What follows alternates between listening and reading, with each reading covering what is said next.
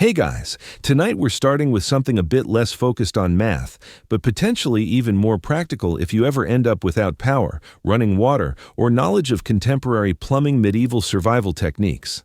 So, before you settle in, take a second to hit like on the video and subscribe, but only if you truly like what I'm doing here. And drop a comment letting me know where you're watching from and what time it is. It's always interesting to see who's tuning in from different parts of the globe, maybe even while stocking up on canned goods. Now, lower the lights, perhaps switch on a fan for that gentle ambient noise, and let's settle into tonight's exploration together. In the medieval era, fire wasn't merely a luxury. It was essential for everything: heating, preparing food, providing light, offering safety, and maybe your sole companion during a prolonged storm in a simple thatched cottage. So when heading out, you didn't just grab food, you carried fire with you. This came in the form of a portable fire kit, the medieval equivalent of a Zippo lighter. Except this one was gradual, had a scent like livestock, and could accidentally set your whole wagon ablaze if mishandled. Here's the way it functioned. You'd grab a smoldering coal from your home fireplace, usually charcoal, and encase it in dried moss, tinder fungus, or decayed wood, frequently placed inside a carved-out horn or a fire-resistant leather bag. At times, it was enclosed in cloth, treated with saltpeter or animal grease to extend the smoldering period. The coal would stay glowing for hours, or occasionally a full day, prepared to be reignited with a puff of air and some careful tending, similar to boosting your confidence after a tough peasant tax review. The entire kit was light, could be used repeatedly, and was crucial. It spared you the frustration of trying to create sparks from flint and steel for half an hour while acting like you had it under control. Starting a fire was infamously unreliable, particularly if your kindling was moist or your fingers were numb from the cold. Having fire on hand allowed you to reach a spot, construct a shelter, retrieve your moss-encased wonder, and with a breath and a plea to Saint Smoky of the coal, have a blaze going for broth, heat, or entertaining shadow puppet tales.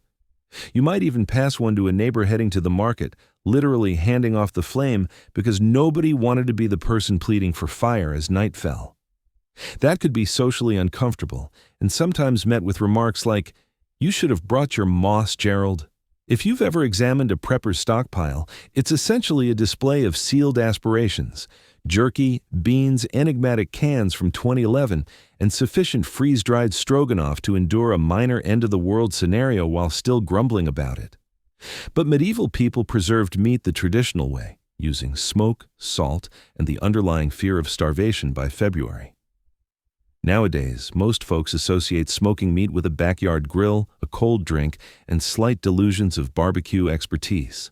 But back in the Middle Ages, smoke wasn't primarily about taste.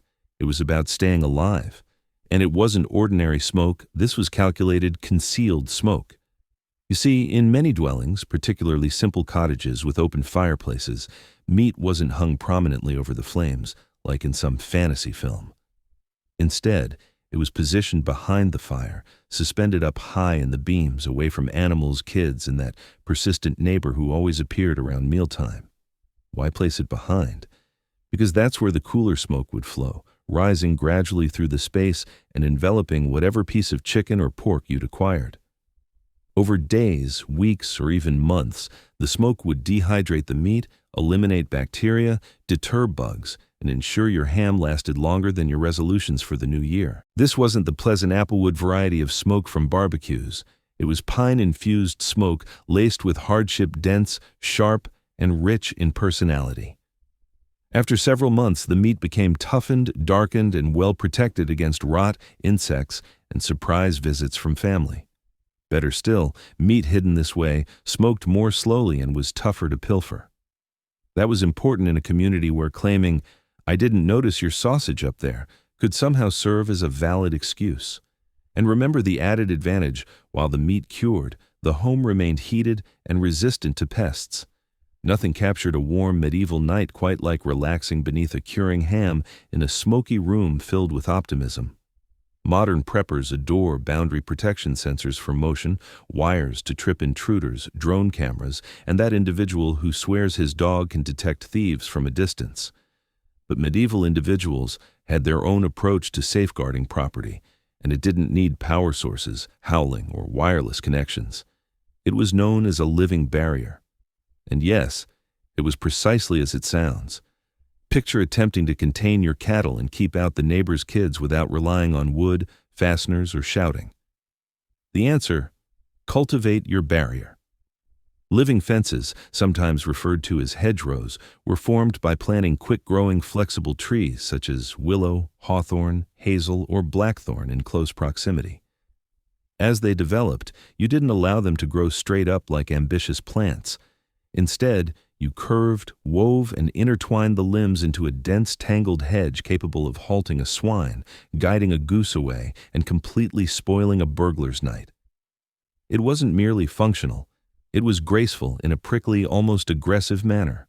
Some hedges were laid, which involved partly slicing the trunks and bending them horizontally to promote fresh growth while keeping the plant alive.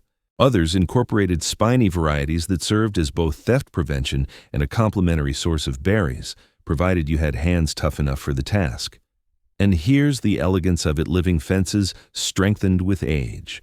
Unlike timber fences that decayed, fell apart, and prompted every woodworker in the area to offer estimates, hedgerows grew thicker, more compact, and increasingly impassable annually.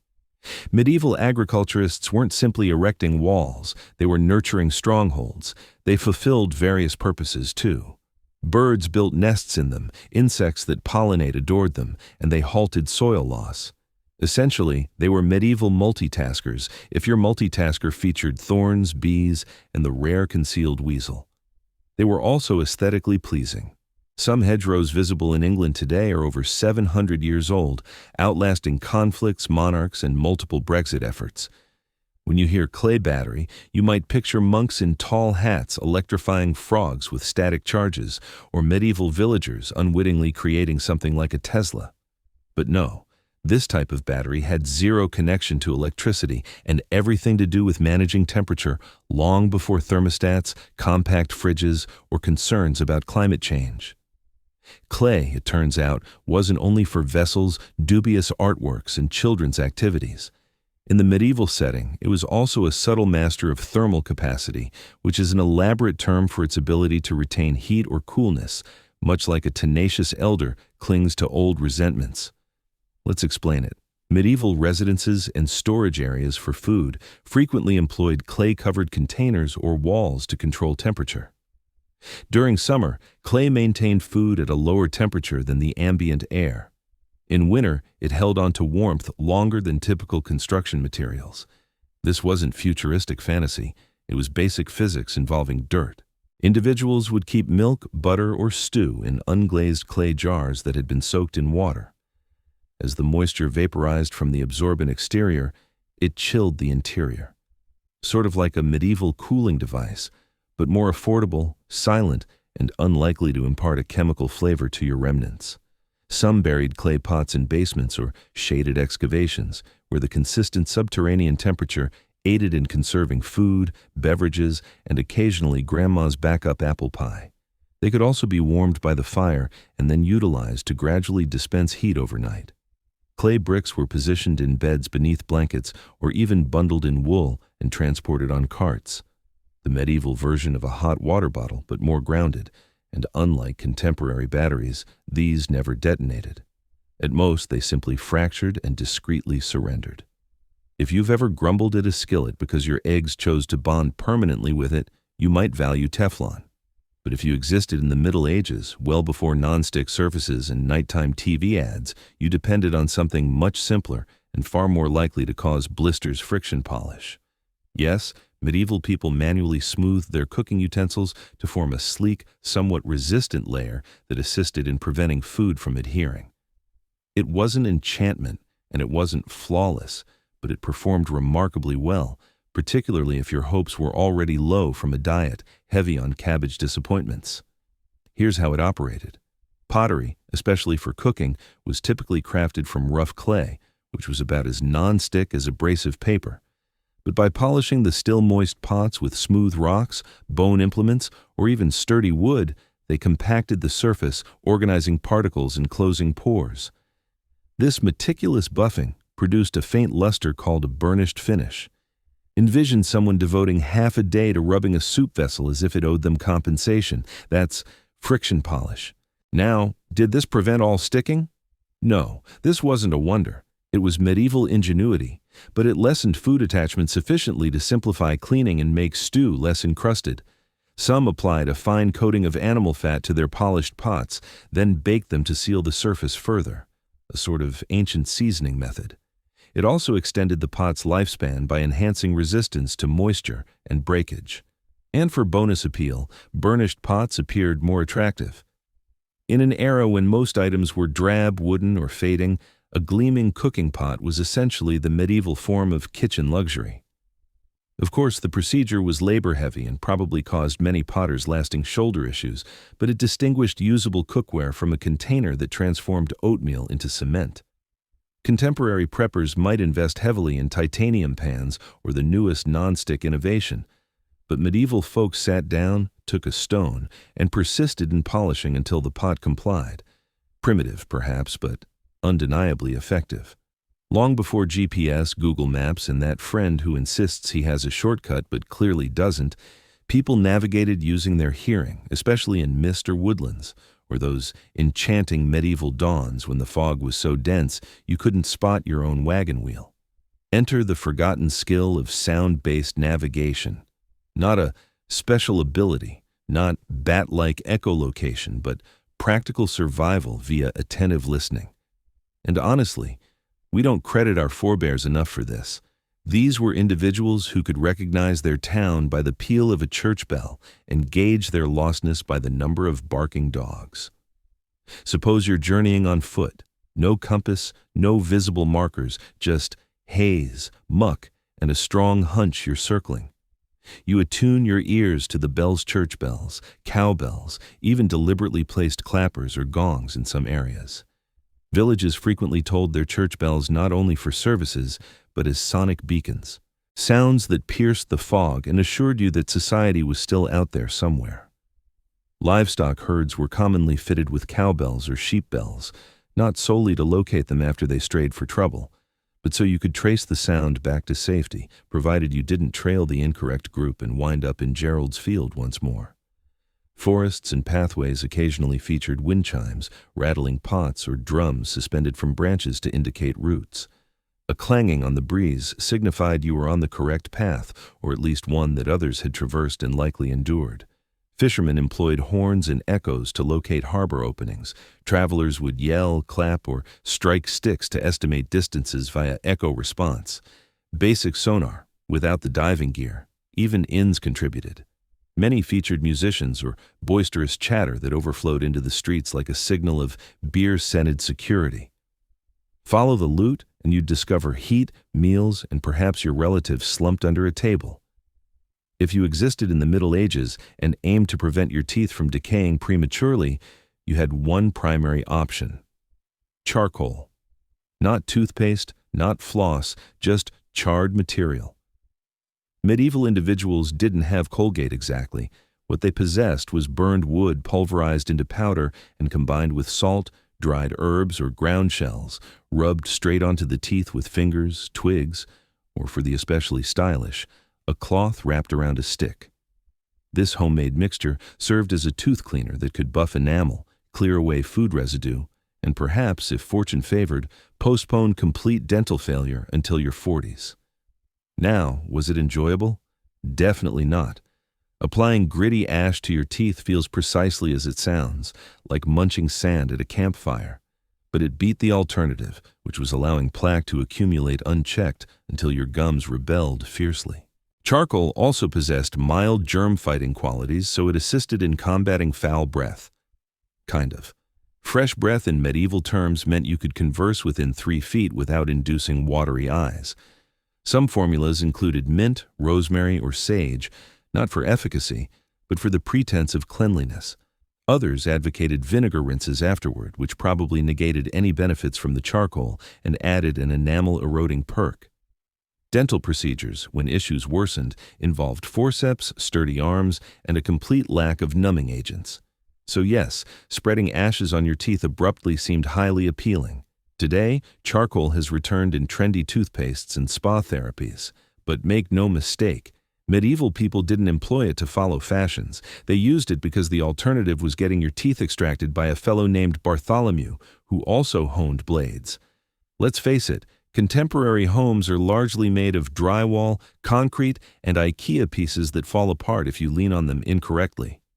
But medieval peasants constructed dwellings from branches, mud, straw, and pure hopefulness.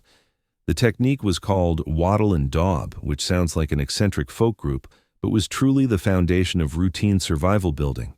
Here's how it operated. First, you begin with wattle, which is merely an elaborate term for interlaced branches, twigs, or long pliable sticks. Think of weaving baskets, but taller, chillier, and much more prone to collapsing on your livestock. These wattle sections were then secured between timber posts, forming what resembled the frame of a very perplexed fence.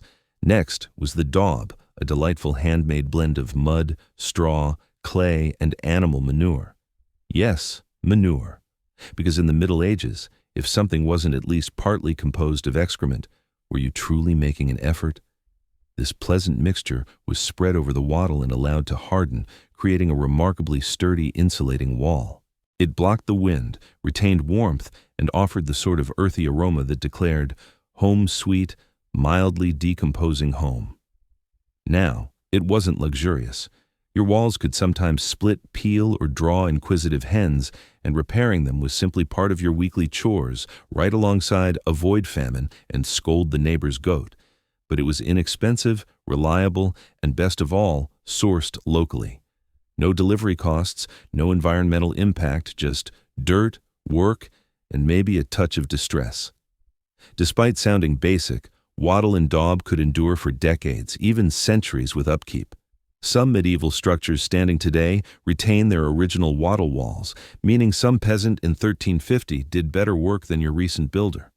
Envision medieval bedtime, a creaky straw bed filled with remorse, a leaky thatched roof dripping something dubious, and the ongoing menace of fleas, lice, and creatures that hum, nip, or scuttle with alarming boldness.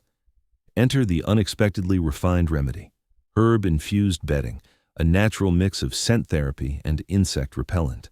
Devised not for extravagance, but because medieval peasants didn't wish to awaken as a feast for parasites. You see, filling your mattress with plain straw was inviting guests, the scratchy, fidgety, blood-draining type. So wiser families blended in potent aromatic herbs like lavender, mint, wormwood, pennyroyal, and rosemary. Not for indulgence, for protection. These herbs acted as nature's medieval insect repellent. Their strong aromas drove away fleas, lice, and mosquitoes, and sometimes your partner. Some herbs, like tansy or rue, were thought to repel demons too. Handily, they also deterred prying relatives. The outcome? A bed that smelled like an oddly agreeable salad and kept the pests away for at least a few evenings. After that, you'd need to replace the herbs or chance being roused by a tick with temperament problems. It didn't end with mattresses either. Herbs were scattered on floors, integrated into doorways, and suspended in clusters above beds. Essentially, if you could insert a twig of wormwood into it, you did. It transformed homes into somewhat intimidating herbal shops, but cleaner, safer, and more pleasant smelling than the neighbor's goat shed. In a time before screens and pesticides, this was ingenious. Whole guides were composed on the best herbs. Some believed dreams were more pleasant on lavender. The science is dubious, but if it helped you overlook the moist roof and the fact your pillow was a bag of grains, then good for it. Long before refrigerators buzzed in kitchens and illuminated freezer compartments held overlooked vegetables, medieval people had to innovate to prevent their food from becoming unintended experiments. Enter the wonder of natural preservation: stone cooling ledges, also called slab shelves, larders, or simply that chilly rock where we place the cheese. Here's how it worked. Thick pieces of stone, often slate or marble if you were upscale, were incorporated into the shaded walls of houses, especially on the north-facing side where sunlight seldom reached. These stone ledges soaked up the inherently cooler temperatures of the ground and nearby air, forming a kind of natural chill area. Basically a medieval mini-fridge, but quieter and with more arachnids. In colder seasons, they kept milk, butter, meats, and whatever qualified as leftovers from spoiling rapidly. Even during warmer periods, the stone stayed cooler than the atmosphere due to its thermal mass, which is technical jargon for rock ignores external heat. No wires, no engines, no bulb to judge you at 2 a.m., just stone, shadow, and pure aspiration. Some residences even featured full stone pantries or cooled chambers with thick walls and dirt floors. These were forerunners to modern root cellars, and they were typically positioned as distant from the cooking fire as feasible. Because while medieval folks enjoyed hot soup, they didn't want it gradually warming their butter stash. In richer homes, these ledges might be covered with moist cloths or absorbent jars containing evaporating water to boost the cooling. A smart application of physics without mentioning evaporative. In humbler abodes, it was merely place the milk on the cool slab and pray it doesn't sour before midday. These days, if you sprain an ankle or suffer a bee sting, you grab an ice pack, analgesics, or perhaps a gel that vows cooling comfort but provides mild disappointment. But in the Middle Ages, when remedies often included bloodsuckers or someone murmuring Latin over a goat's horn, people had a more approachable, less frightening choice: cabbage leaves. Yes, cabbage, the unassuming vegetable now infamous for spoiling school meals and making boiled food smell of hopelessness, once starred in medieval first aid. Cabbage leaf wraps were applied for conditions ranging from swelling and contusions to mastitis, aching joints, and the occasional plague-related enigmatic rash. The reasoning? Straightforward. Cabbage is cooling, pliable, and mildly antimicrobial. A natural bandage that arrived pre-packaged in its own foliage. You'd select a large, ideally chilled cabbage leaf, bruise it lightly to extract the fluids, and then bind it around the affected spot, often fastening it with cloth or a dash of optimism. The result was remarkably calming. The leaf's cool dampness reduced swelling, while the inherent compounds, including sulfur, flavonoids, and enough rural odor to maintain distance from kin, handled the remainder. Some practitioners would heat the leaves instead based on the condition. For chest blockage or sore joints, a warmed cabbage poultice was the medieval counterpart to Vicks VapoRub, only more vegetal and less peppermint scented. And unlike many treatments of the period, it didn't require draining blood or lunar chants. It was uncomplicated, repeatable, and didn't need a skilled cleric or a midnight offering, just a cabbage and some patience. Of course, during scarce times, those same leaves might end up in your stew once finished, which adds a fresh layer of respect for medieval toughness and ironclad digestion. Before electricity, candles, or the self-satisfied shine of a solar lantern, medieval people had to innovate to ward off the night. And when torches were costly and candles reserved for places of worship, or the affluent ordinary folks resorted to something more affordable, more odorous, and oddly reliable: rushlights, also dubbed bacon torches for those on a budget. So what precisely is a rushlight? Picture a lengthy, slender reed or rush from wetland areas, basically spots you'd avoid barefoot. These rushes were dried, stripped, and then immersed in animal fat, typically bacon fat, sheep tallow, or any greasy residue not urgently required for supper.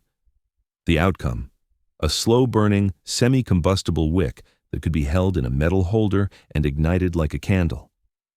The illumination wasn't particularly romantic. It flickered, emitted smoke, and possessed the allure of a bacon aroma fire risk. But it functioned. And in the Middle Ages, that sufficed. Each rushlight could glow from 10 to 30 minutes, varying with soaking quality and rush thickness. If you required more duration, you kindled another. If you needed brighter light, you drew nearer. And if your rushlight extinguished in a breezy space, well, welcome to the delightful realm of medieval obscurity. Rushlights weren't solely for illumination, though. They served as timers, too. Need to simmer something for half a rushlight span? Done. Curious how long it takes Gerald to come back from the tavern? Ignite one and track. They were inexpensive, quick to prepare, and remarkably eco-friendly, assuming you didn't mind your dwelling faintly reeking of cooked pork and bog water. Today, we keep butter in fridges, plastic containers, or within artisanal wooden churns if you're dedicated to feigning life on a Victorian milk farm. But in the Middle Ages, cooling wasn't available. So naturally, someone eyed a marsh and thought, sure, let's bury the dairy there. And so bog butter emerged. Bog butter is exactly as named, butter or occasionally lard interred in a peat bog. Why a bog? Because despite being packed with sludge bugs and entities that likely hiss when bothered, bogs are chilly, low in oxygen, and acidic. Nature's least welcoming yet surprisingly efficient storage vault, people would gather large amounts of butter, wrap them in fabric, bark, or even wooden casks, and bury them deeply in the peat knot for mere hours. We're discussing months, years, or in certain instances, centuries. Archaeologists in Ireland have uncovered bog butter over 3,000 years old.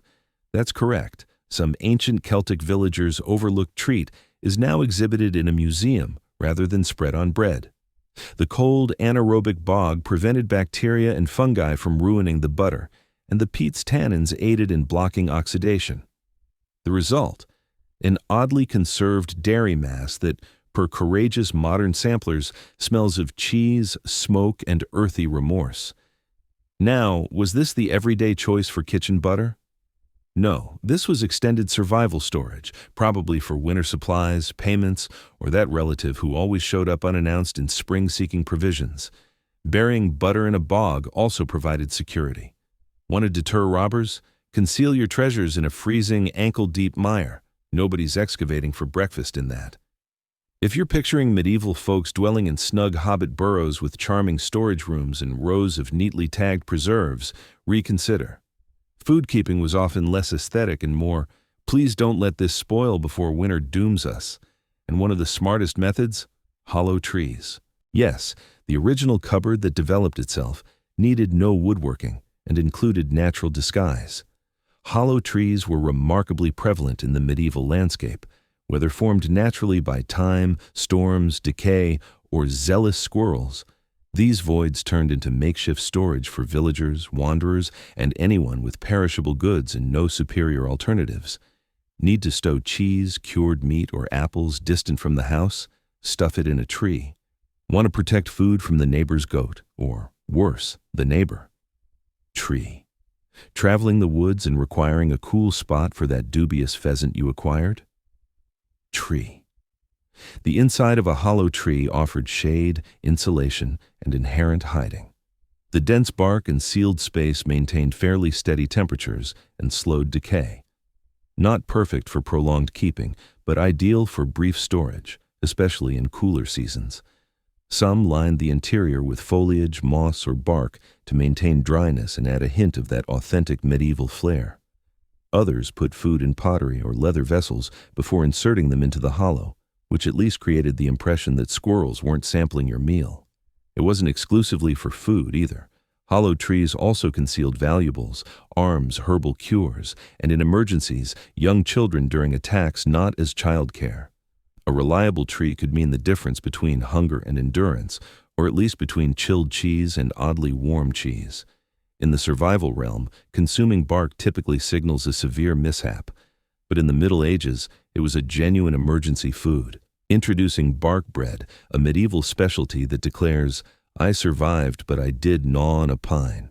During famines, which occurred frequently, peasants looked to the woods not for hunting or fungi too unreliable, too risky, but for tree bark, specifically the inner layer or cambium from pine, birch, or elm trees.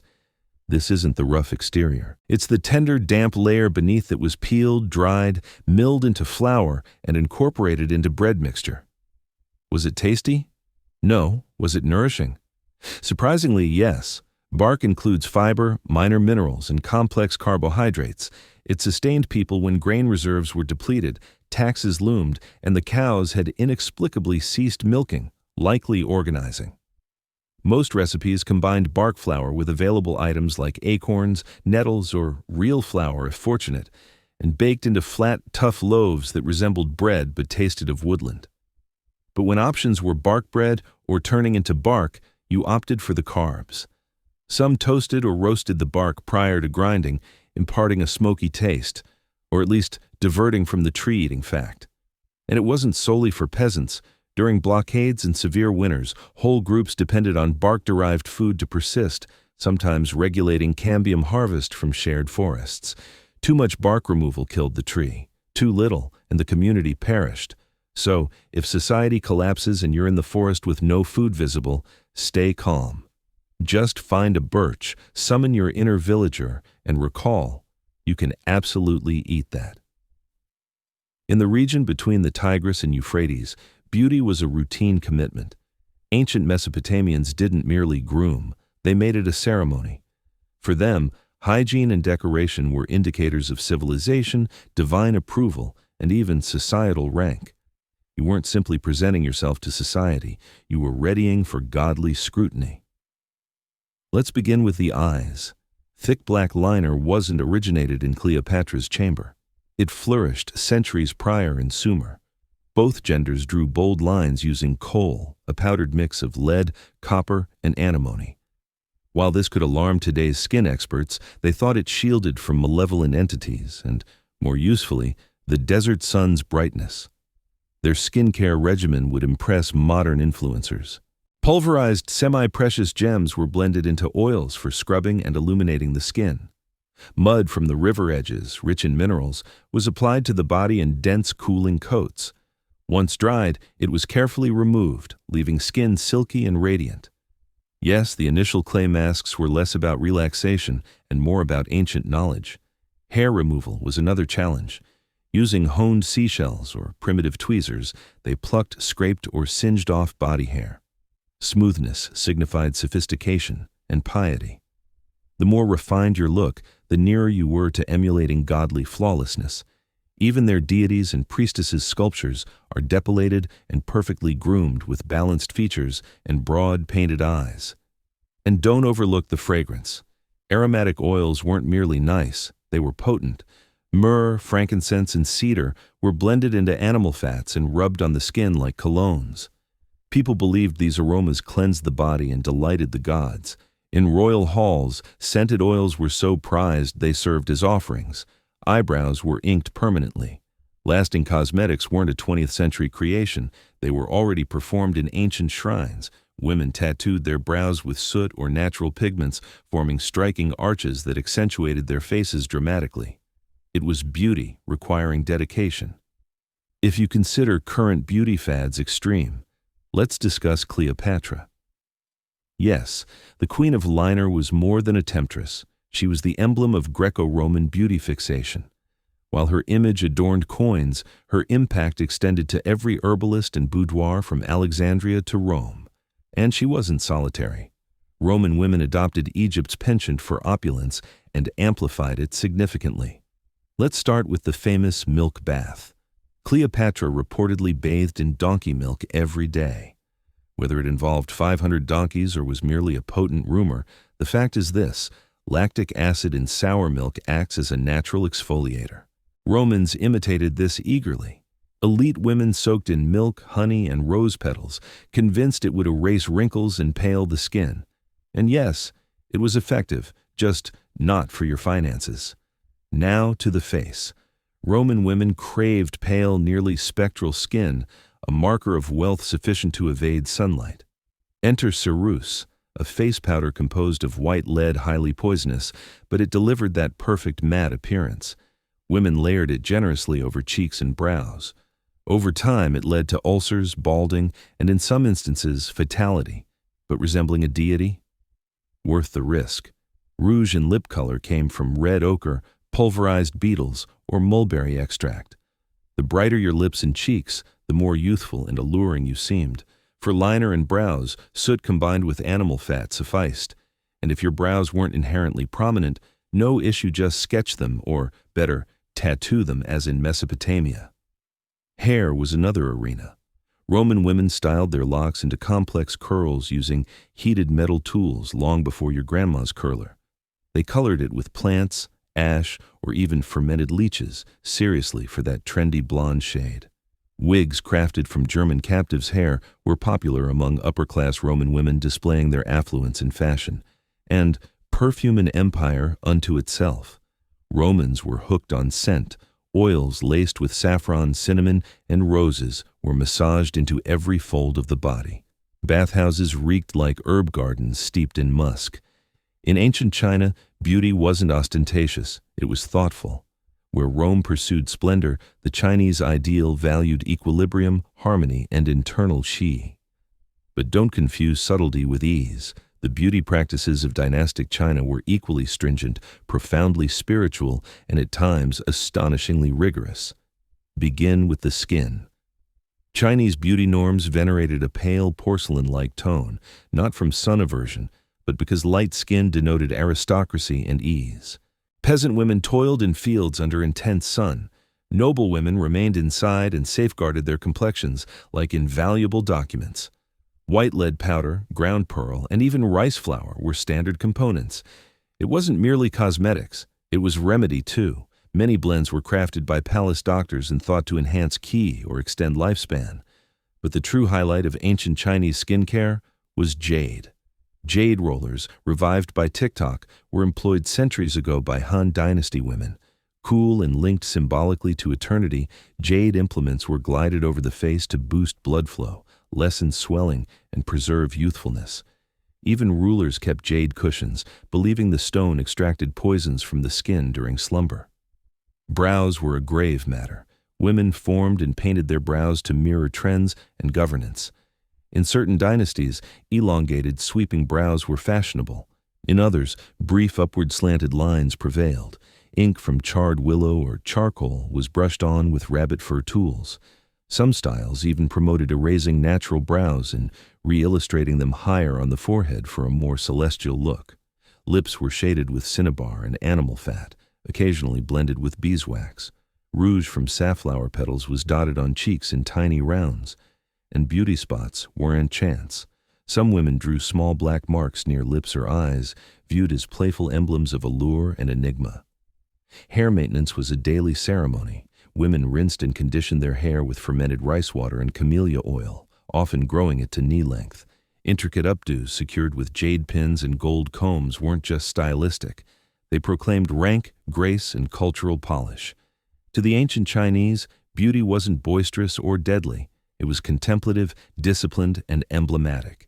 It was skillful moderation paired with subtle strength, expressed not in language, but in the gentle radiance of powdered visages and the arc of an ideal brow.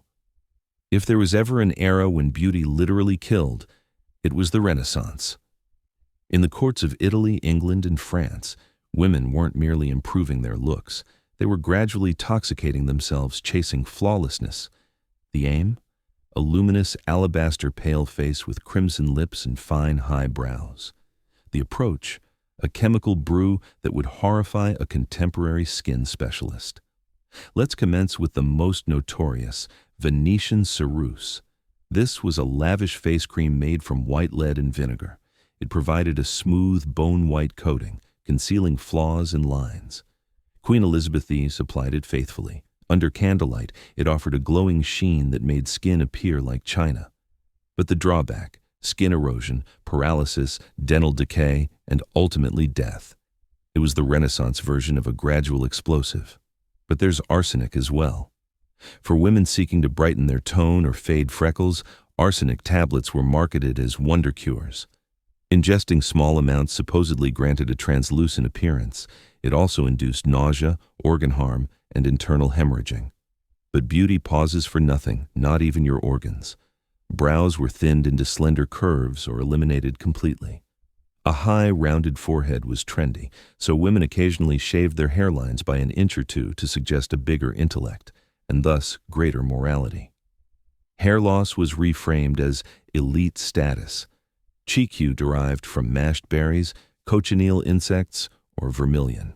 Lips were colored with comparable mixtures. Some women used mercury-based red dyes, which added a tempting burst of color and permanent neural injury.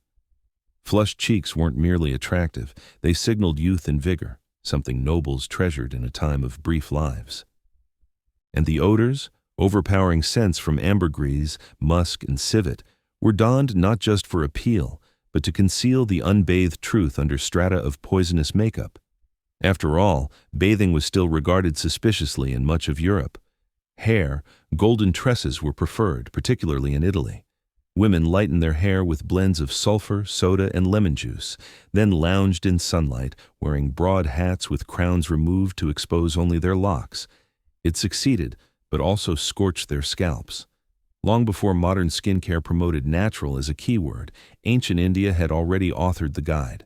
And it wasn't just skincare, it was Ayurveda, the knowledge of existence.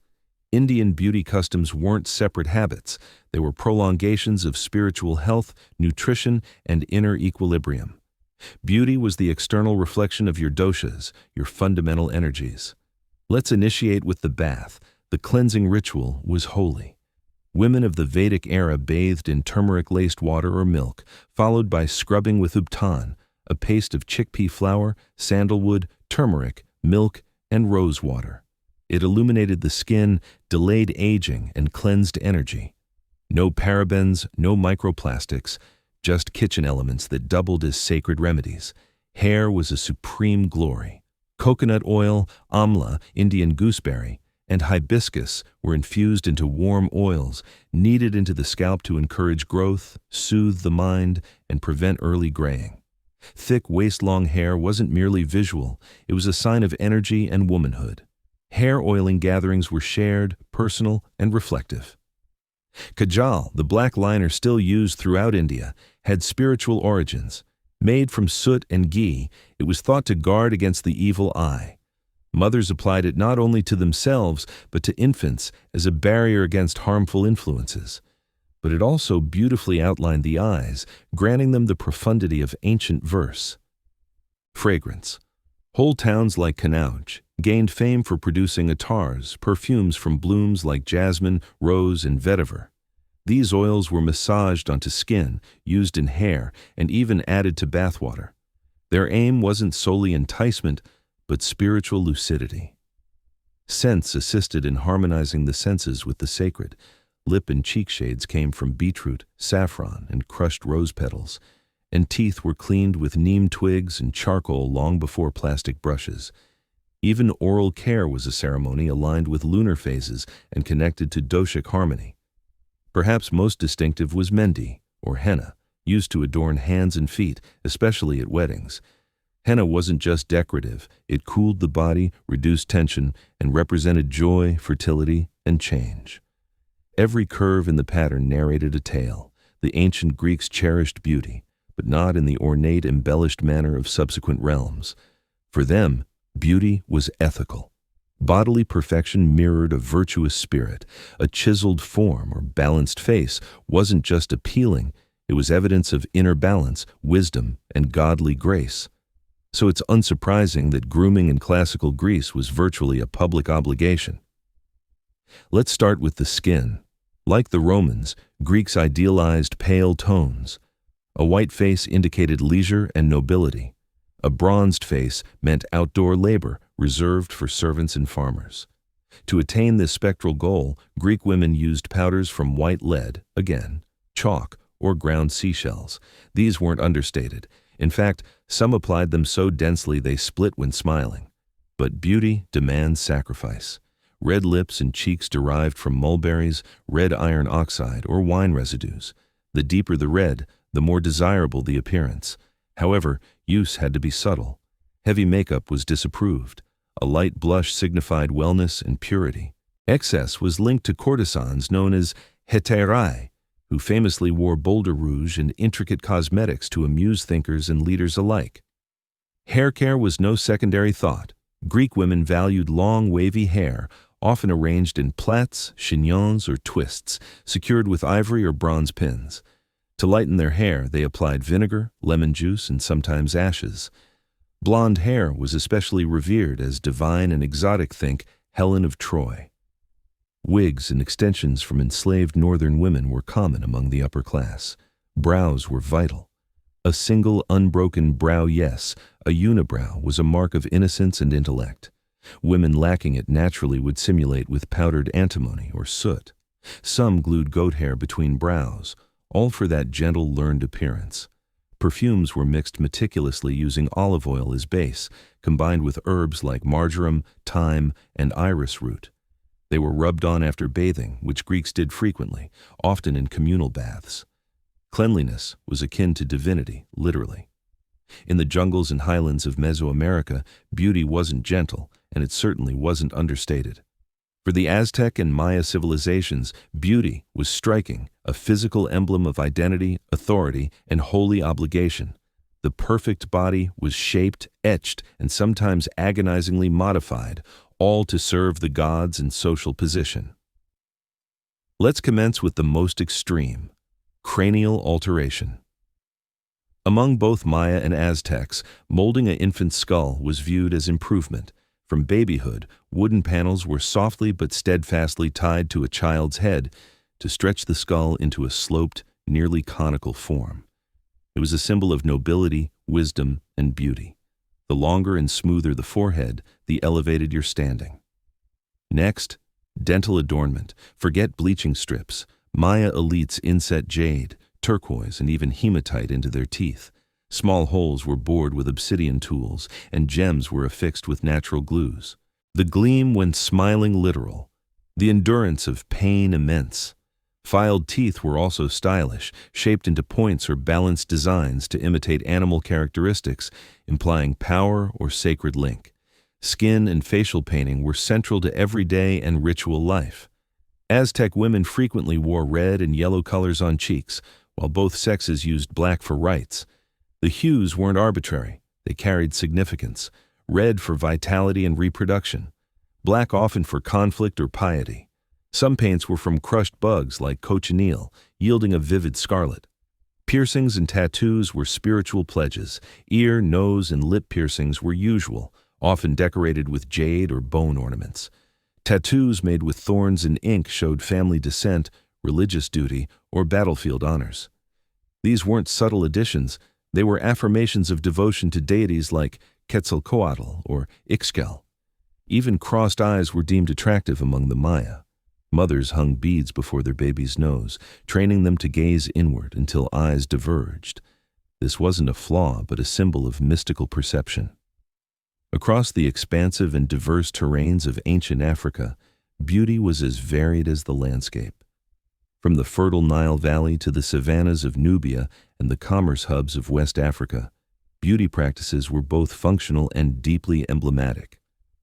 Ornamentation wasn't merely fashion, it was a declaration of self, status, and even universal harmony. Let's initiate.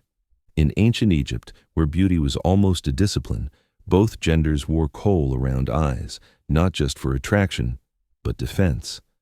The black pigment from galena or lead sulfide lessened sun glare and repelled infections. The striking lines stretched past lids, creating the renowned almond-eyed style of Egyptian artwork. Eyes weren't just soul windows, they were holy tools, pathways to the sacred. Perfume was both extravagance and essential. Egyptians adored scent so intensely, they made perfume cones, wax cones infused with myrrh, cinnamon, and lotus oil worn on heads during events. As the cone liquefied in heat, it dispensed aroma, coating hair and body. Daily hygiene involved scented oils post-bath, often from stone or alabaster vessels that were artworks themselves. Skincare was based in both aesthetics and environmental endurance. Palm oil, shea butter, and castor oil protected skin from harsh sun and aridity. These oils weren't just hydrating, they were healing. Mixed with herbs, they mended wounds, eased irritations, and maintained skin's shine. Body scrubs were from sand or ground seeds, keeping skin exfoliated and fresh long before loofahs. In Nubia, hairstyles were key to identity. Complex braids and shaved designs narrated tales of clan, age, and marriage status. Hair was often tinted with henna or adorned with beads, shells, and gold strands. A lofty, styled coif was more than trendy, it was majestic. Further west, in ancient Yoruba or Songhai lands, body painting with indigo and ochre played roles in ceremonies and festivities. Tribal marks, whether scarred or painted, weren't flaws but beauty amplifications and indicators of resilience and legacy. Beauty has always required repayment time, labor, funds. But in the ancient world, it could also demand your well-being, your reason, and even your existence. Across societies, the chase for perfection frequently ventured into hazardous zones. While these customs were admired and even venerated, they sometimes inflicted wounds much deeper than surface level. We've already witnessed the alarming components: lead, arsenic, mercury, and ground insects, all in makeup and skincare. What these had in common was venomousness. Lead face powders in Rome, Greece, and later Renaissance Europe caused hair thinning, muscle immobility, and gradual organ shutdown. Yet, the paler your skin, the greater your appeal. It was toxin disguised as praise. In ancient China, elite women once bound their feet from youth seeking the so-called lotus foot, an ideal representing poise and submission. Though foot binding grew prominent in later dynasties, early forms existed. The outcome? Lasting disfigurement. But it wasn't deemed brutality. It was beauty. Let's not overlook the ceremonial agony of tattoos, piercings, and body changes. For Maya and Aztecs, embedding jade in teeth or reshaping skulls was an honor mark. But infection risk, suffering, and enduring harm were elevated. Similarly, in ancient African and Middle Eastern groups, scarification signified power and beauty, but entailed carving detailed patterns into skin, often sans antiseptics. Even perfumes could endanger. In Egypt, perfume cones frequently included cinnamon oil, which in high amounts can scald skin. And since water bathing was luxurious, thick oils could trap grime and germs, causing infections. Cosmetics and therapies weren't controlled or uniform. One's beauty tip was another's gradual end. And as many customs were transmitted orally or in secretive writings, misinformation was as prevalent as conceit. In every culture, beauty pursuit mirrored era values: authority, divinity, aristocracy, virtue. But the price was often paid quietly. The marks were concealed under powders, scents, and elaborate coiffures. Long before monopoly spoiled family meals, ancient Mesopotamians were fixated on board games, particularly one named the Royal Game of Ur, unearthed in the 1920s by British archaeologist Sir Leonard Woolley in the Royal Cemetery of Ur. This game traces back over 4,500 years. But it wasn't a mere idle amusement stowed in a forgotten nook. It was holy, symbolic, possibly cosmic. The game's board is a work of art, a compact rectangular case with 20 ornate squares of lapis lazuli, shell, and red limestone set in bitumen. Imagine an item resembling less a plaything and more a sacred relic. Players advance their pieces with tetrahedral dice four-sided pyramids to race from one side to the opposite. The aim: remove all 7 pieces from the board ahead of your rival. Seems basic, but delving deeper reveals complexity. Some experts think the design symbolizes a spiritual path, a representation of the soul's advance through destiny and disorder. The central squares were considered perilous or enchanted spots of luck, safeguard, or holy verdict. In this perspective, triumph wasn't solely fortune, it was maneuvering the universe astutely, like navigating a needle via godly intent. And, speaking of deities, yes, they participated. Later clay records describe using the game for prophecy. Scribes interpreted dice rolls as portents, employing the game as an oracle of sorts. Consider it ancient tarot mixed with rival backgammon. The royal game of Ur wasn't confined to shrines or mansions. Variants appear as distant as India and Egypt, indicating it disseminated via commerce paths and enthralled various societies. It might have been the first global board game, predating chess or checkers. For ancient Sumerians, engaging in the royal game of Ur wasn't just passing hours, it was facing destiny, challenging divine grace, and maybe glimpsing the universe's concealed framework. It was a game, certainly, but also a rite, a contest, and a practice for infinity. Senet wasn't merely a board game, it was a ticket to the beyond. Played as early as 3100 BCE, Senet shows in tomb art, literary works, and even on pharaohs' laps like Tutankhamun. To ancient Egyptians, Senet wasn't just amusement, it was a ceremonial reenactment of the soul's trek through the underworld, where each board move could resonate eternally. The Senet board had 30 squares and 3 rows of 10. Each participant had 5 or 7 pieces, aiming to traverse the board and exit the last square safely. The catch: progress via casting sticks or bones is basic dice, but chance alone wouldn't secure victory. Tactics and timing were vital. What started as leisure soon acquired spiritual depth by the New Kingdom around 1550 BCE. Senet had transformed into far more than home entertainment. It was now a symbolic portrayal of the soul's passage through the duat, the Egyptian netherworld. Specific squares represented pivotal afterlife phases: rebirth, judgment, hazard, cleansing. Each game turn wasn't mere wager, it was a call to divine intent. The imagery around Senet grew more arcane. Some boards bore hieroglyphs of guardian gods or incantations. Square 26 often stood for the house of rebirth, while square 27 might be the house of joy. Landing there could signify holy shield, while others meant setback or peril. The board was a miniature afterlife, a spiritual hurdle course in cedar and pigment. Senet was also connected to the goddess Ma'at, embodying truth, justice, and universal order. Mastering Senet was a symbolic preparation for afterlife ordeals, where the soul weighed against Ma'at's feather. Win the game, and you might achieve immortality. Lose better, pack extra charms in your grave. So while Senet may resemble an old backgammon, it was more: part game, part doctrine, part afterlife manual. In Egypt, you didn't just play Senet, you invoked through it. To the novice, knucklebones seemed childish, just tossing oddly formed bones aloft. But in ancient Greece, it was far beyond simple fun. It was a contest of dexterity, fortune, courtship, and even holy symbolism. Whether in lively Athenian markets or serene temple yards, knucklebones rattled on stone, resounding with mirth, competition, and ceremony. The game used small ankle bones from sheep or goats, called astragaloi. Unlike current dice, these four-sided bones didn't tumble uniformly, making throws erratic. Players hurled them up and attempted to snag them on handbacks or position them for points. Rules differed by locale and time, but the excitement was shared. It wasn't only children, adults, especially women, loved it. Greek vases and figures often depict girls in fine garments, playing knucklebones, focused intently. For many, it was elegant and skillful, like an ancient fidget device blended with social rite. Indeed, it sometimes served as flirtation, where a graceful toss might attract a suitor. But there was depth. The astragaloi linked to destiny and gods. Each bone side had a name and value, suiting gaming and prophecy.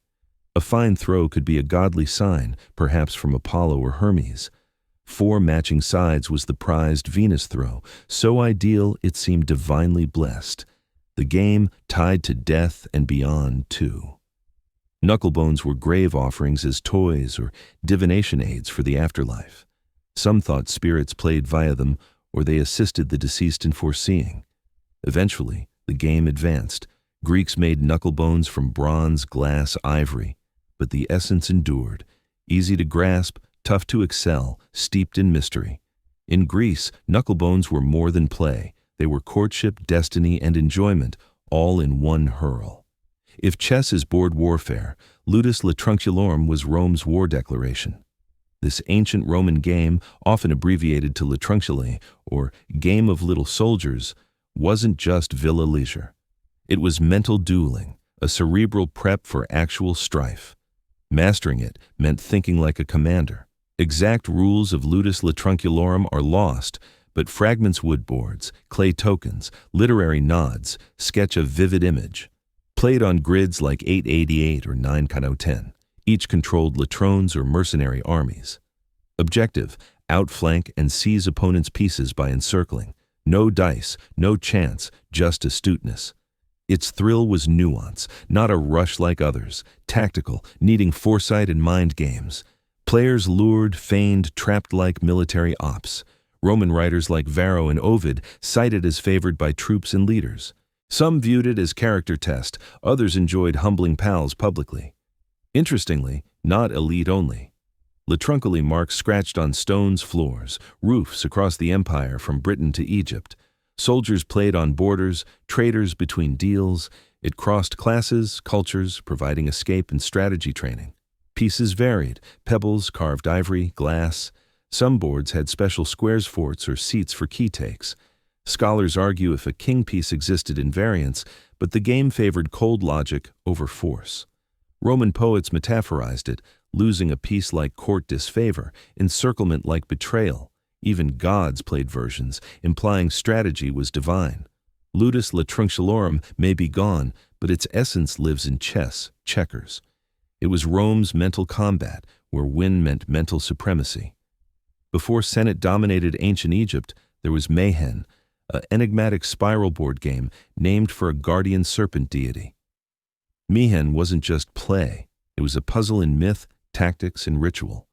While rules vanished in time's sands, surviving boards and tokens indicate Mayhen was more than diversion, it was cosmic emblem in action. The board was notable. A coiled snake, body divided into rectangles spiraling to the head. The serpent Mayhen protected sun god Ra on nightly underworld trips. So each game reenacted a holy voyage players traversing coils of threat, change, rebirth. Pieces with Mayhen boards include lion tokens and round spheres. Scholars think players managed marbles through the serpent, perhaps guarded or challenged by lions. Lions could be protectors, barriers, or rivals. Movement likely used dice or sticks like other Egyptian games. Mayhen's fascination is its swift vanishing. Popular in Old Kingdom 2600 to 300 BCE, it disappeared by Middle Kingdom. Why? Unknown. Some say religious ties lost favor. Others, Senate overshadowed it in rites. Mayhen became artifact, leaving serpent boards and silent lion pieces. Its presence beyond Egypt intrigues. Similar spirals in Cyprus, Levant, suggesting travel via trade or war. Did it keep symbolism abroad, or reduced to enigma? Evidence silent, but mystery enhances Mayhen's charm. Ultimately, Mayhen was more than pastime, a stroll along a serpent's divine back, metaphor for safeguard, peril, life's eternal loop. Playing entered a spiral where moves echoed legend. Long before Vikings penned sagas or etched runestones, they played Tafl, asymmetric board games reflecting their harsh world of assaults, blockades, survival. From icy Norwegian halls to Irish trade ports, Tafl spread Norse realms, honing intellects like blades. These weren't mild diversions. Tafl was war condensed into strategy, deceit, measured hazard. Famous variant, Schneefe Tafel, or King's Table, on square grids, commonly 11x11 or 13x13. Asymmetry defines: one commands central king and few defenders, other edges larger attackers. King aims escape to corner. Attackers capture by four-side surround. No dice, no luck, only reason, planning, positional force. Like Viking raids, odds uneven. Attackers double defenders, forcing king player to think desperately, evading, redirecting, outsmarting. Tafel boards carved from wood, antler, stone with ornate grids, stylized pieces. Rich warriors owned glass or bone versions with warrior, king, dragon figures. Portable for longships, rules regional but shared conflict core. Not just fun, Tafel trained Viking minds for leadership, ambushes, taught retreat, sacrifice, foresight.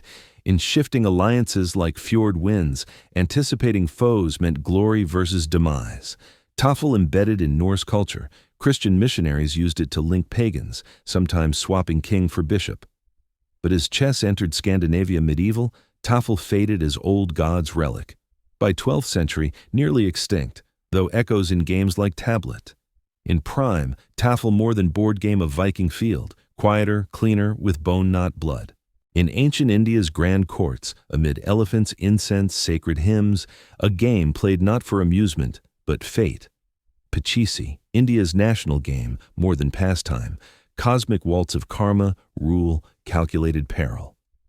Origins at least 6th century CE, perhaps earlier, favorite of emperors like Akbar the Great who didn't play-lived it. Board giant cross symbolizing four directions, fate's crossroads, each arm paths of squares to central throne. Players race four pieces around, returning all center first. Twist, movement by 6 or 7 cowrie shells, not dice. Open side-up shells dictate steps blending chance, decision, divine caprice. But Pachisi not just advance, capture, land on foe's piece, send back start.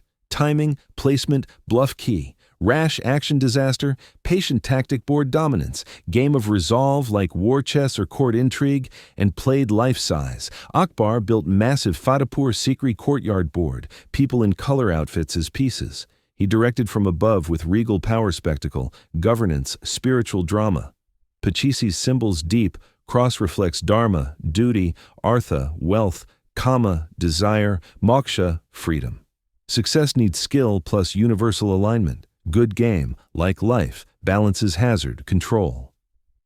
Later, British adapted to Ludo, stripping symbolism, but original ancient Indian thought masterpiece.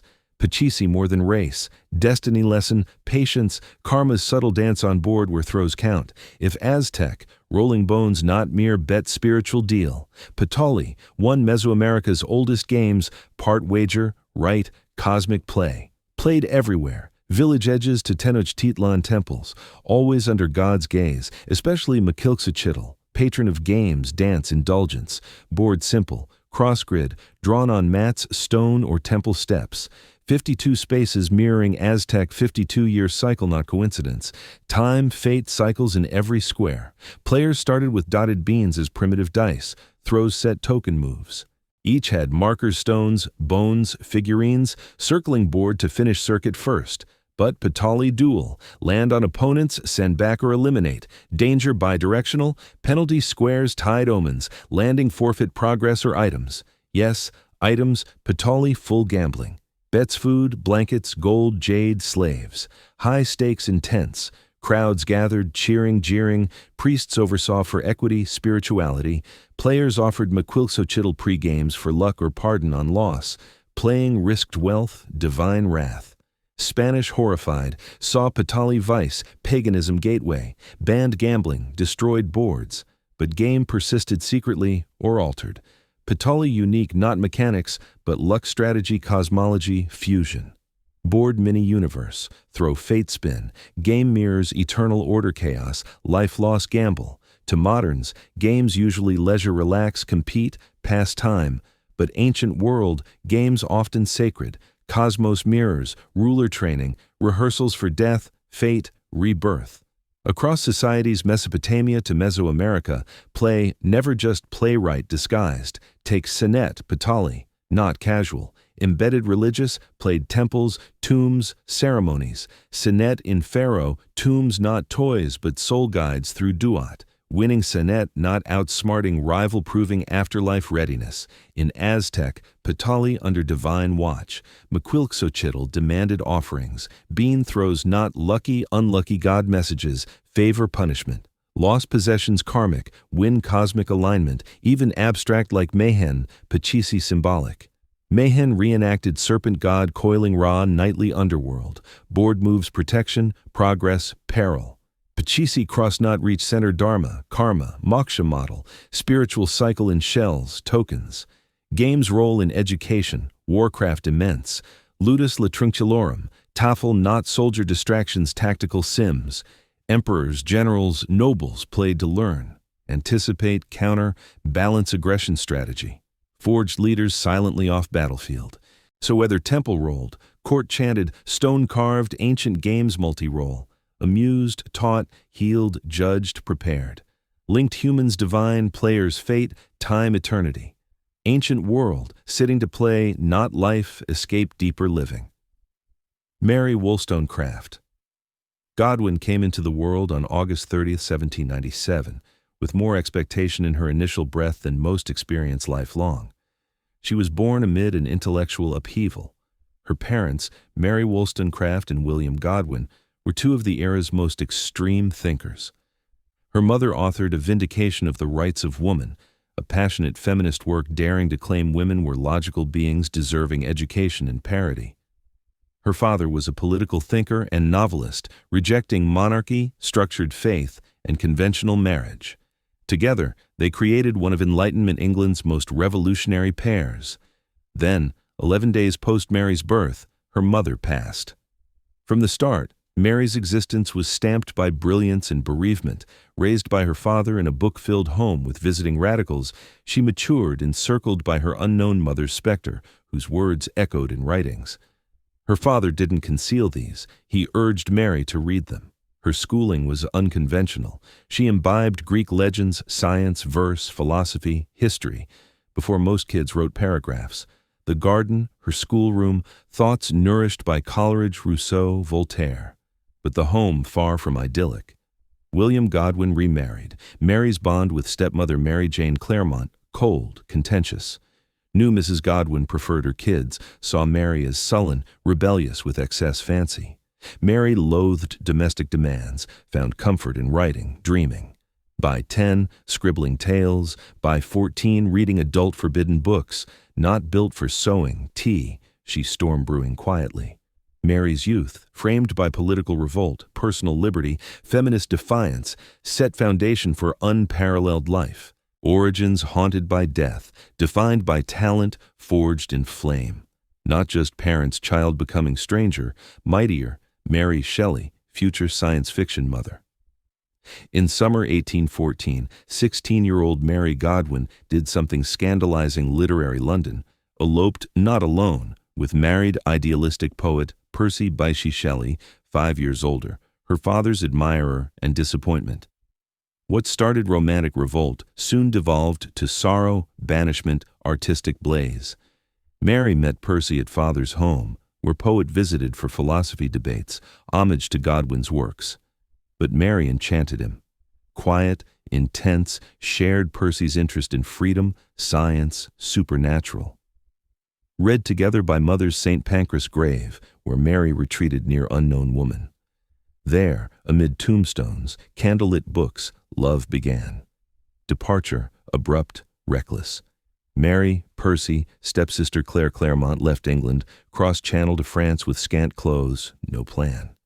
Percy left pregnant wife Harriet decision haunting all.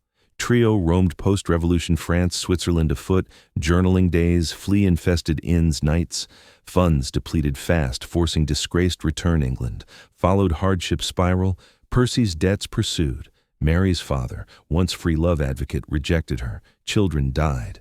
Mary birthed daughter dying weeks. Dreamed my little baby revived, journaled. Awake, find no baby. Grief embedded, permanent. Yet amid chaos, Mary's intellect sharpened.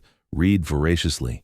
Greek myths, alchemy, galvanism, reanimation theories, living exile, radical woman in conservative world, Percy relation intoxicating, draining, brilliant, unpredictable, distant yet supportive of writing. Mary Shelley outcast, no victim. Life, brimming rebellion, heartbreak, groundwork for extraordinary. Soon, Lake Geneva shores, lightning strike. In summer 1816, now Mary Shelley found self at literary history's infamous getaway. Switzerland, Villa Diodati by Lake Geneva with Percy, Claire, notorious Lord Byron, physician John Polidori. Weather dreadful from prior Mount Tambora eruption. Ash-choked skies, failed crops, dropped temps, year without summer. Indoors bound, group shared ghost tales, discussed science, poetry, philosophy. One eve, Byron challenged, each write supernatural story, creative tempest brewed, altering literature eternally. Mary 18, Byron, Shelley famed poets. Polidori wrote The Vampire, Dracula precursor. But quiet, watchful Mary shattered expectations. Initially, idea struggled, days passed, then galvanism talk electricity reanimating tissue sparked. That night, vision, saw a pale student unhallowed arts kneeling by thing assembled, saw hideous phantasm man stretched, dreamed scientist, monster, thus Frankenstein, or modern Prometheus born. Novel not just horror fusion science, myth, grief. Victor Frankenstein's life creation obsession mirrored era's scientific fascination. Creature, rejected, unloved, echoed Mary's abandonment, otherness, parenthood, solitude, guilt themes seeped every page from Losse's Chaotic Men. Published 1818, anonymous, many assumed Percy authored preface his, husband, man. Truth emerged. World knew Mary Shelley not poet's wife, but science fiction mother. One summer took lightning, death, sorrow, made undying monster. Post-Frankenstein birth, Mary Shelley's life didn't calm to literary success. Instead, deeper sorrow. Death always orbited. Post-1818, closed relentlessly. As creation walked public mind, family vanished. Mary, Percy back England. Grief hit. 2 young kids, Clara, William died. Clara dysentery Italy, William malaria soon after. Mary devastated, lost 3 children years, pain endless. Not state comforted, wrote, isolated, mind nightmare darkened, health declined, yet amid grief, life glimmer. 1819, only surviving child Percy Florence Shelley born, anchor future, but couldn't shield next strike. 1822, tragedy brutal, Sudden, Percy drowned storm-sailing Italy coast, body ashore, identifiable only by Keats' volume pocket. Mary, 24, widowed, penniless, shattered emotionally, lived through 3 children's deaths, half-sister Fanny's suicide, Percy's wife, Harriet's suicide, now loves drowning. Gothic horror no story rivaled, yet endured. Gathered Percy's remains, literal, literary. Preserved poems, reputation, allegedly calcified heart-piece silk-wrapped in desk. Grief, not companion, constant inspiration. Kept writing, pen lifeline. Wrote Valperga historical novel, The Last Man post-apocalyptic plague. Isolation vision eerily mirroring desolation. Edited, published Percy's works, ensuring legacy not drown. Mary Shelley didn't survive tragedy absorbed, transformed, art turned. Love defined early, now loss shaped myth. By mid-1820s, Mary Shelley alone as few era women imagined, 28, buried most loved, parents, children, half-sister, husband. Remained, pen, son, Percy, Florence, legacy weight, no longer radical teen fleeing love, now widow, single mother, ghost surrounded, yet endured. Financially unstable, writing sustained. Victorian society unkind to lived much women. Judged as female author, scandalous controversial poet's wife. Publishers wanted palatable, respectable. Navigated literary world carefully, balancing radical past with stable son life. Wrote tirelessly. Novels, Perkin Warbeck, Lodore, Faulkner, each weaving political exile, lost mothers, moral clash. Not revolutionary as Frankenstein, reflected evolving view, less idealistic, grounded, introspective. Produced bios, travel journals, editorial projects, including monumental Percy poetry preservation, promotion. Shaped legacy diligently as once stories, but Mary not memory caretaker only. Remained sharp intellectually, politically engaged, privacy fierce, rejected proposals, refused gossip publish, secrets expose, maintained writer, philosopher, publisher friendships, trusted few. Greatest devotion, son Percy Florence. Ensured best education, scandal protected, gave quiet life denied her, created stability eluded decades. Mary's later marked physical ailment, recurring headaches, arm paralysis, but never stopped writing, thinking, defying grief with ink, paper. Last standing woman, not unscathed tragedy, undefeated. Life no longer Gothic novel endurance act. By 30s, Mary Shelley quiet literary force, not loud praise, sheer persistence. No longer Percy Shelley's widow or famed radical's daughter. Mary Shelley, Frankenstein author novel taking strange own life.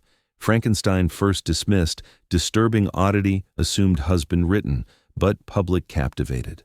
By 1830s, evolved beyond page. Theater adaptations Europe-wide, like Presumption or Frankenstein's fate creature mute brute, far Mary's eloquent tragic.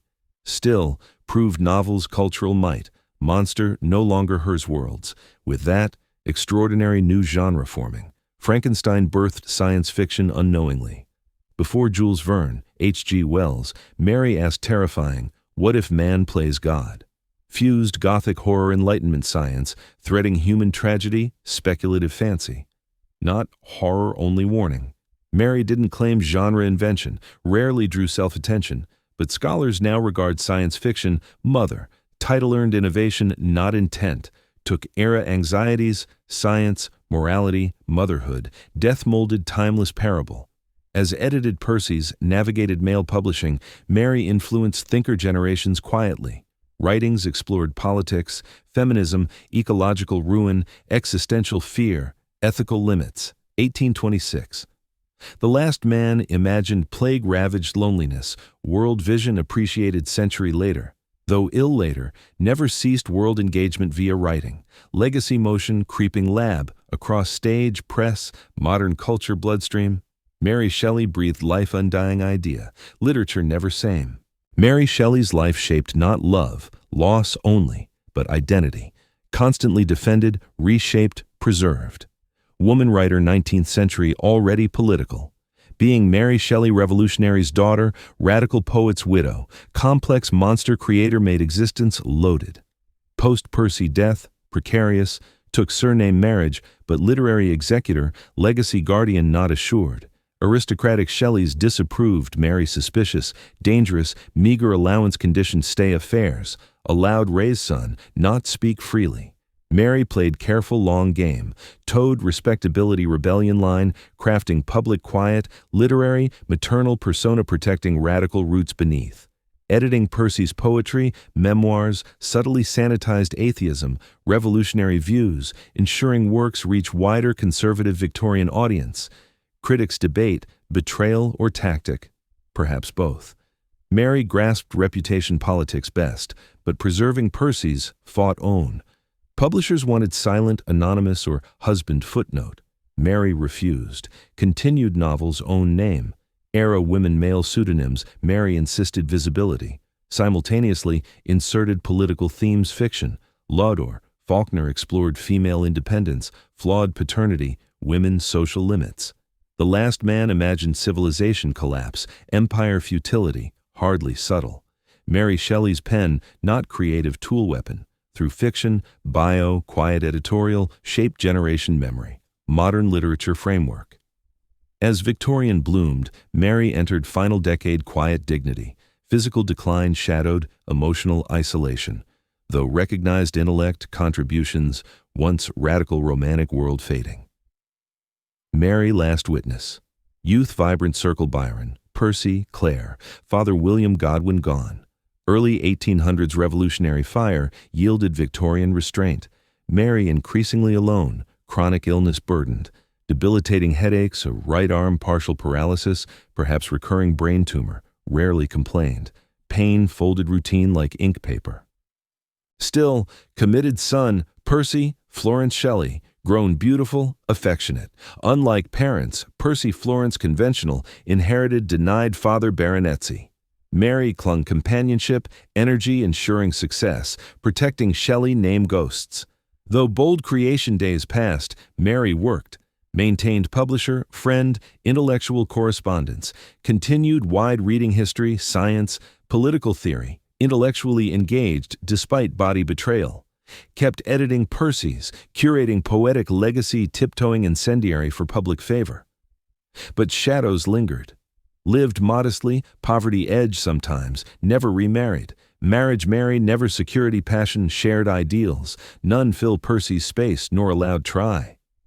1851, age 53, Mary Shelley died likely brain tumor. Passed quietly, son, wife surrounded.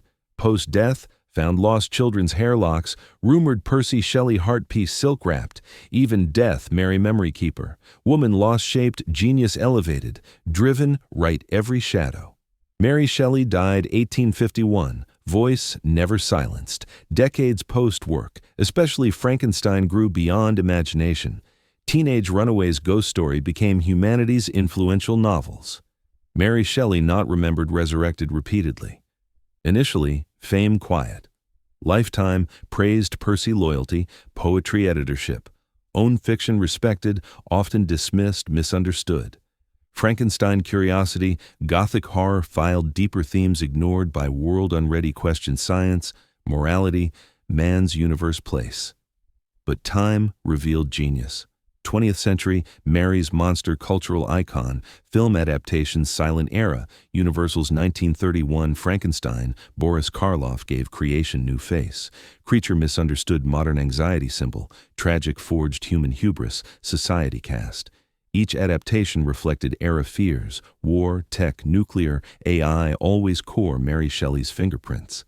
Scholars revisited new eyes. Feminist critics championed not poet's wife, but own literary architect. Explored motherhood, grief, creation, power insights. The Last Man, once ignored, re-evaluated early dystopian masterwork. Life rebellion, intellect, endurance, fascinating as fiction. Today, Mary Shelley revered. Called science fiction mother, Gothic literature queen, pioneer fusing personal philosophical. Legacy classrooms, labs, studios, political talk. Whenever ask human meaning or creation outruns conscience, we speak her tongue. Gave monster, but voiced every outsider, orphaned idea, too curious mind cast out. Mary Shelley didn't write novel rewired literature's DNA.